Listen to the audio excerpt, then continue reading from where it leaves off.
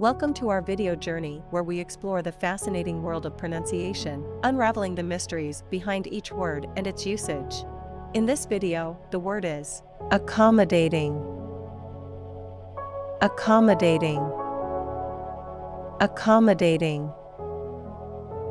Accommodating is an adjective used to describe someone or something that is willing to adjust, adapt, or provide assistance to meet the needs or preferences of others. It implies a helpful and flexible attitude. Here are some examples.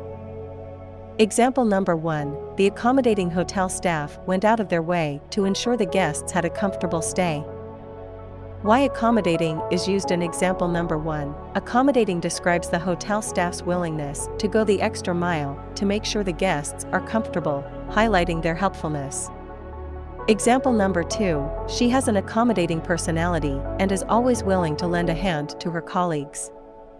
Why accommodating is used in example number 2. Accommodating here characterizes her personality as one that is supportive and eager to assist her coworkers, emphasizing her cooperative nature. Stay tuned for more linguistic wonders and join us in unlocking the magic of language. Thanks for watching, and until next time, keep speaking, writing, and embracing the beauty of words.